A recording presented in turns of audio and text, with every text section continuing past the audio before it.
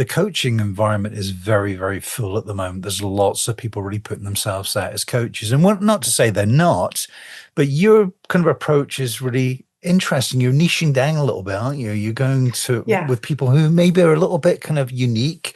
They have a unique product. They don't even know they've got a product probably.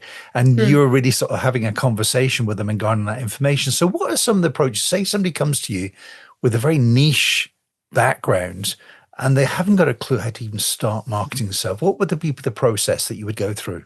Yeah. So what I like to do is start by looking at the person's core values and the motivations behind why they went into business in the first place. So I'm trying to figure out why they are the way they are and what experiences have shaped them and led them to this point.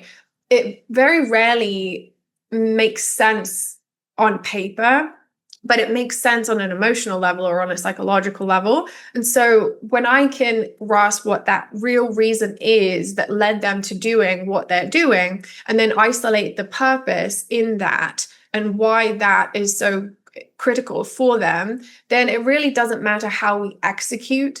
But what we can do is we can turn that into a message that allows anybody outside of our ecosystem to immediately catch on and go, oh, I can see how that led to that, which led to this, which led to that. But it's not just an explanation of what happened. It's really more of a deep-rooted representation of who they are and why they are the way they are. It's hard to explain because it's a very explorative process and it's very different for each individual. Some people know themselves really well and they are very readily able to communicate it in different ways and they can verbalize it or they can put it in writing. Other people, they can't. It's very difficult for them to put it into words and I have to sort of extract it from them. And sometimes I'll have to kind of go, well, is it this or is it that? Is it this or is it that? Is it this or is it that? And kind of like narrow down, well, what is the actual rationale here and what is the actual underpinning value that you have? So I'd say it's a co-creation because I don't know them as well as they know themselves, but I can see things without that biased lens that they have on themselves. I really enjoy working with individuals on what success actually means to them, how marketing could feel good and how they could bring more of themselves into the work that they're doing as opposed to like checking boxes or following in someone else's footsteps. Are you very kind of, what's the word? I wouldn't say cutthroat. Cutthroat's not the real word, but it's almost like you're very decisive when you meet somebody. Do you find you've got that ability to say, hold a second, you've just talked to me for the last half an hour. I've got to know you a little bit. I really don't think you have a business here. Are you honest like that? Can you be honest as the day's long? Yeah, I mean, I don't think I can actually invest my time and energy and resources in someone who I don't believe in. I can tell them straight up if I think they have potential, if I think they're going into business for the right reasons, if I think that their idea has potential, if I think that their business model has potential or if it makes sense to me. So I tend to sort of isolate the different parts of it because maybe the reason why they're becoming an entrepreneur is very aligned for them, but the actual what they're trying to do isn't aligned. And so a lot of the time it's kind of piecing together all those different things, like what feels like a true representation of who they are and can that be profitable? Because we have to separate those things out. And you could have the best intentions and the best reason for doing something, but if the actual business model doesn't make sense or it's not sustainable for you to run it, then that has to be brought to the surface. And so if I can't have those candid conversations with people from day one, then I don't see any point in working with them anyway, because then why are they bringing me in? And that's a fair comment. And so for listeners, what would be a great example and a bad example of the type of person potentially you could work with? I mean, have they had some really great successes that you could maybe give us some idea of and how that evolved? Well, I'm still in the early stages of sort of figuring out who I want to work with outside of my niche. So what I've done up until this point has primarily been in the communications realm. But I can tell you some of the friction that I often see. I can tell you how that would be applicable in any industry. I think part of it comes down to, again, the reason why they're becoming an entrepreneur in the first place. A lot of people are trying to escape something that did not make them happy, where they burned out, they weren't being appreciated, they weren't being recognized, they didn't find it fulfilling, there wasn't room to grow, whatever the reason. So there's the stuff that they don't want. But then when they're running from something, it can be difficult to figure out, well, what do you want? So when I start to question people and get them to think about what their ideal lifestyle would look like and how they want to feel in their business, that can be really challenging for people because they've never actually thought about what they want and they've never been able to vocalize what they want or have what they want. So that can be really triggering and really challenging for people, because I'll say, look, you're just telling me what you think makes sense, but you're not telling me what you really want. And so it's separating those things out, and everybody's different. And I think we all have a sense of what we think is an acceptable thing to want and what we think is too much, or can we really have everything that we want? And I think that's one of the biggest questions that people have in themselves as well. Okay, let's talk about a scenario. Okay, say somebody who's in their mid 40s, say, they've had, 2 or 3 jobs, they've got relative stability, and they've paid off most of their mortgage.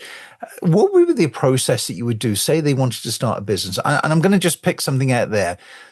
Say, for instance, they wanted to do a podcast like me. Okay, how about that? There's an example. I've been interested in radio for many years. I did it as hospital radio back in the UK when I was 18. Love to start a podcast and promote my brand. What would be the process from your point of view? How would you go through that? So again, I think it has to start with understanding the real why behind all of this. Why are they feeling pulled to go into podcasting? Is it because there's a mission that they're going on? Is it because there's a message they want to put out there?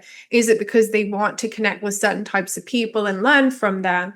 Is there some sort of evolution that they intend to take place with it? Is it because they want to use it as a springboard for other things? Like, do they want to have TV appearances? Do they want to be an author? Do they want to be a public speaker? What is really going on there? And then once we've figured out what that is, then we can get more into the strategic side of things. So then it's a case of, well, is this going to be the sole thing that you do, or is this going to be one of many things that you do? And that's more about the type of person they are than what they think it ought to be, because some people, they really do thrive when they're focusing on one thing and they're building mastery in that area and they become the go-to person. Those people tend to want the recognition more. They tend to want the growth. They tend to want the momentum, the traction. Other people, they like variety. They like to do different creative things. They want to always be learning and growing, and they see that as being open to interpretation. So they don't want to feel boxed in. They get bored very easily. So those people might want to do podcasting as sort of part of a larger ecosystem, so they can have multiple revenue streams and they can see how it could all fit together. And then there are people as well who are more driven by the lifestyle that entrepreneurship gives them, as opposed to the work that they're doing, which is also a perfectly reasonable thing. And so then it's a case of, well, how much work would you need to put in to earn the income that you want to earn to then have the lifestyle that you want? And how can we integrate your work with your lifestyle so that you don't feel like you have to separate the two, or that one thing is taking you away from the other thing?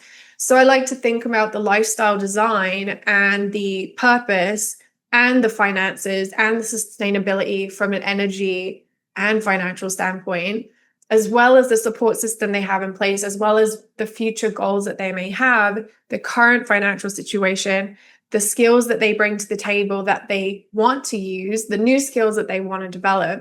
And so I never consider one person to be the same as anybody else that I've worked with. I think everybody comes in like a blank canvas for me. And then we're sort of painting this picture of what could it look like. So the biggest thing I think is just separating out what they think is possible, what they think is an okay thing to want, versus what they want to create, what kind of life they want. Because I think we can make anything possible. That's not the actual problem here. The problem is that the clarity of what you want isn't clear. I love your approach to things. You're quite methodical, and I like that. And you can sort of lay things out very clearly. And a lot of time we just live in the life, and we don't have a clear idea where we're going. We just exist a lot of the time. What's your background? I mean, what's given you the skills to be very kind of logical and very clear and very methodical in how you do things? Where does that all come from?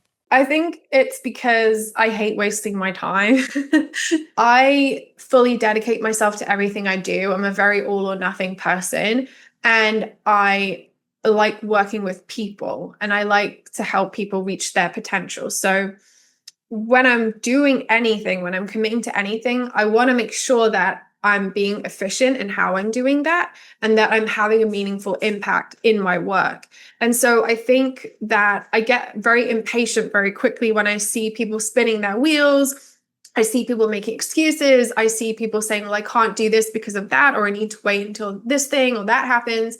And I just don't tolerate that. So I don't want to waste my time. I don't want to waste anyone else's time. I just want to get to the bottom of what's really happening here and stop going around in circles because it's not helpful to anyone. And then they get results quicker. I get the satisfaction, the fulfillment of being good at what I do. They're more likely to refer other people or reinvest in the future when they want to go to the next level. And so everybody wins. I just don't see the point in taking baby steps or pretending that we don't have everything that we need right now to do what we need to do.